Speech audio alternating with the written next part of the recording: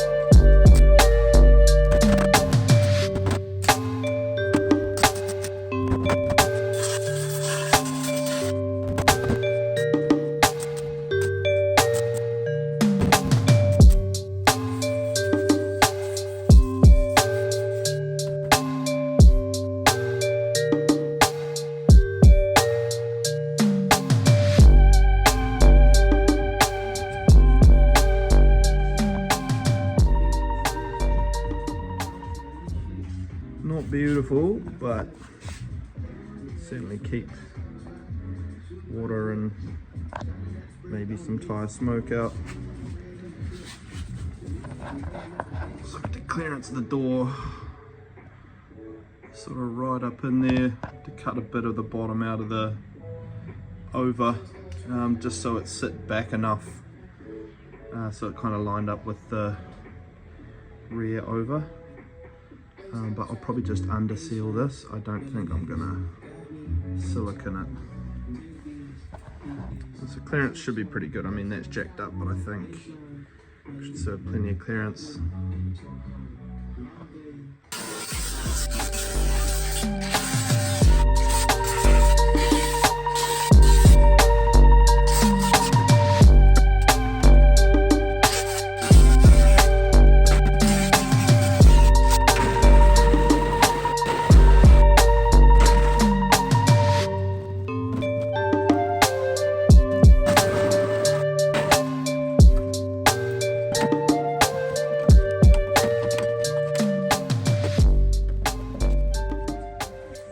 So it turns out the rear springs were probably the original front springs.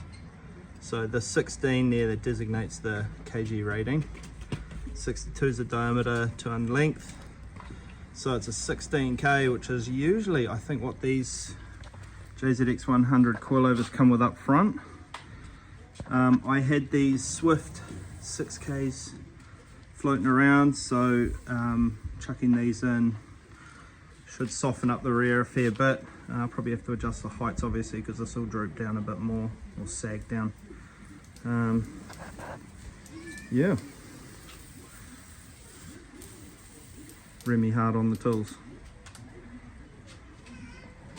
It's raining tacos from out of the sky. Right, so we're gonna get into doing the front timing assembly on this thing. I don't really know too much of the history of this motor. I'm not even sure how many Ks are written on the dash, to be honest. What have we got there? Well, I'd have to turn it on for starters. I don't know, I think it's a couple 100,000, which is the same as the Mark II was and the same as what the Barossa was. So I mean, even if the timing assembly's been done chances are it wouldn't have been done exactly on this sort of rollover of 100,000 Ks. So better safe than sorry, that kind of thing. So, and obviously as well, not sure if I mentioned, but it's actually got, you can't see it, obviously we'll show it a bit once we get some stuff out, but it's got one of those alloy, it's like an AliExpress pulley kit.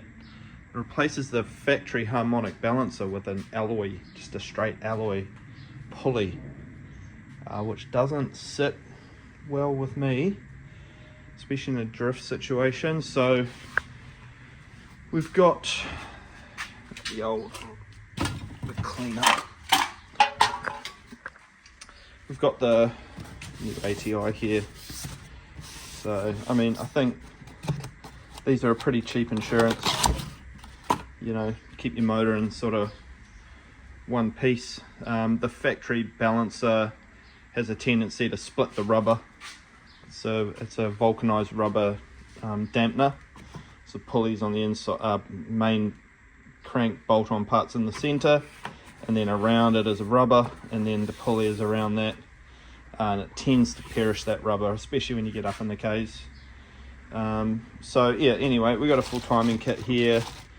Belt, I got a lower cover because they're cheap, water pump, tensioner, I got some cam seals, front and rear mains. It's just one of those things. I think when you're doing this kind of stuff, it's certainly worth just doing it as much preventative maintenance stuff as possible, especially in a drift car.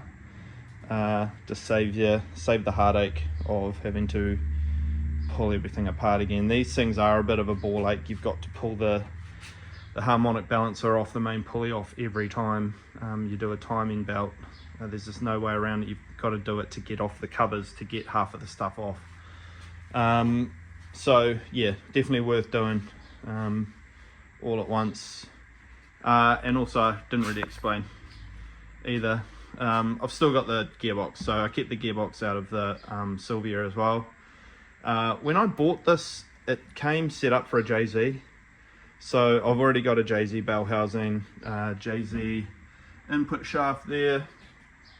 It runs a Tilton light throwout, hydraulic throwout bearing on here, which I'm not super stoked on, but I'm sure I can make it work. Also came with a, it's over there somewhere amongst all the shit, a ORC or OS Geiken, I can't remember, twin plate clutch. Already set up, so I think I'm just gonna chuck all that in. I still have the uni clutch out of the, which is a twin plate jobby out of the Sylvia, and obviously these, if you don't know, this center comes out and you replace it with your appropriate spline for your gearbox.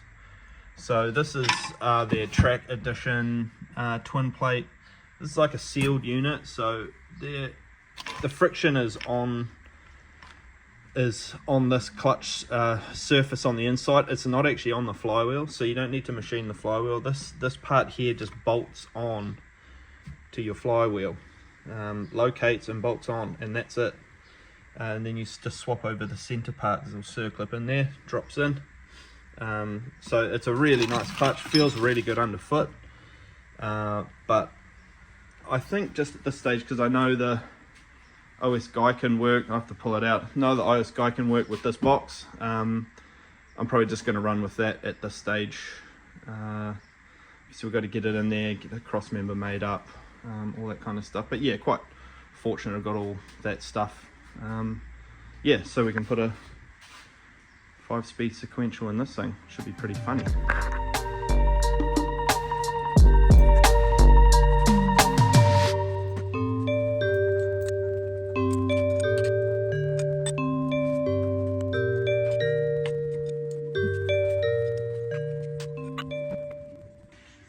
Let's get the rad out. So there's this pulley. I don't know what. This is just insane, man. I don't understand how that's a thing. Also, this AC, this is the original AC unit. It's just the pulley that's on there. All the shit at the back's been it's been gutted. And obviously if you want to delete the AC, you need this bracket. That's my spare engine. It's the motor from the Barossa, but it's AC delete bracket, because the AC pump actually supports the power steering pump as well. So it's a budget way to do it, but we'll put that bracket on because I have it obviously, and yeah, it just looks a bit nicer, tidies up the engine bay, makes accessing the oil filter a little easier when that stuff's out of the way. Yeah, but try and get this crank bolt off now. Probably actually pull that AC pump out first, but yeah, water was very brown. Have to give this thing a good flush out. I think this car's been sitting for quite some time, so yeah, I think this maintenance stuff is sort of well overdue, to be honest. I didn't bother filming it, but we've got the gearbox out, clutch out. I've prepped the TTI to go in, so I'm going to get this in, and and at least without the clutch on. There's a clutch up here. This is the one that actually came with the gearbox. This gearbox used this clutch in the JZ car that this came out of, so I was told it was in still working condition, so should be fine for this motor at this time.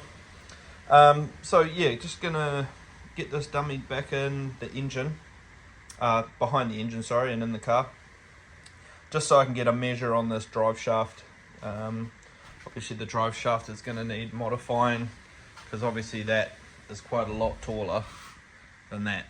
So actually this also uses this style, so that part there bolts to the back of the gearbox, and then it's got this splined section which runs into the drive shaft. So yeah, I mean, I'll leave that up to the professionals, I think, but yeah, gonna get this thing up and in there, have a squiz. Alright, so got it in. Let's see how compact this thing is compared to R154. R154 is a big gearbox. Plenty of space all around in the tunnel. I'm just going to measure the driveline angle. I think we might get a bit close in here, might need to do a little bit of clearancing to get the gearbox actually up a bit. A pretty significant offset on the mounting points here. Geez, it's probably about 100, close to 200 mils offset forward. So that's going to make the cross member interesting. We have to fabricate something, come over here, pick up point, bush, wrap it around up and underneath or something, I don't know, but figure it out. But yeah, pretty spacey, lots of room for activities.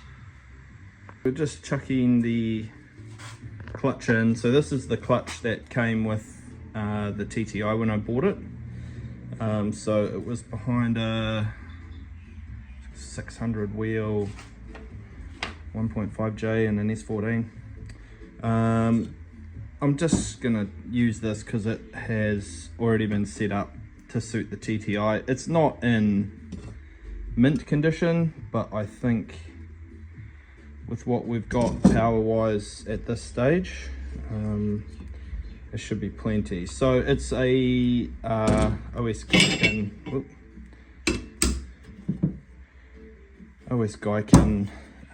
WB 480.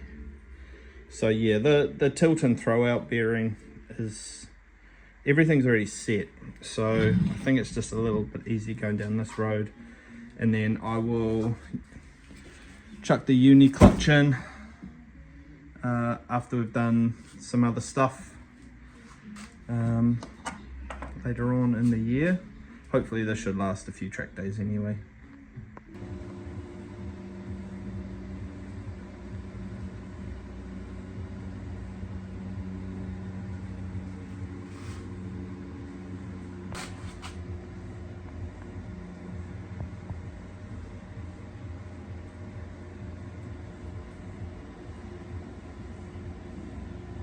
finished up on the cross member. Added some additional braces to the front side as well. So I mean, this is only 3mm thick plate. I think this should be good. Actually quite happy with my welds, to be honest. Feel a little bit more confident on the old TIG welder. So we'll give this a fit up, make sure everything fits and looks good. Might need to oversize some of these holes. I cut them pretty tight. Get a bit of paint on it, and yeah, hopefully it doesn't let the gearbox fall out. Just made up this shifter linkage as well. A couple of rod ends here, and a couple of taps. We got a left hand and a right hand tap here, so we can have this at either end and turn this central part, and it's going to either lengthen or shorten this rod. So I'll show you where this goes under the car. The shifter here, this selects the gear, obviously rocks that actuator lever back and forth to select the gears. This secondary one here is for selecting reverse, which is just over there. So I've just got to knock up a linkage for that, but that looks pretty good. So we can adjust where that's going to go by turning this rod. Makes it shorter or longer. We'll have to check that, how that feels in the car. That's that position there, but jam nuts rock in there, and that's shifter linkage done. Right, so we've gone pretty full on with the weight reduction here. Obviously the rear over fender covers all this, so I figured less weight equals 3 horsepower, I suppose. Also in the boot, cut all. A lot of this was actually quite munted. This was, like I say, you can see here, a bit of damage. So this was all pretty munted. This chassis leg is obviously pushed up a smidge, but I think I can get everything pretty straight. Cut out the steel out of the rear fenders as well. So should be pretty light. Trying to make this thing as light as possible. I'll probably do something with the boot skin as well. I might actually cut out most of this, and just because actually the boot catch doesn't work, so I might just cut it right down to a skin and add some like bonnet pins to hold it on, rather than trying to dick around with the catch, which is already actually gone, so I don't even have one, so I'm probably going to have to do that. It did have these little rubber stretchy jobby things in they were clipping down here, but sort of fouled the bumper. Trying to put the bumper on, I need to make a little bit of a bumper support here to support the little half size rear bumper. But yeah, coming along pretty nicely. We've actually also done an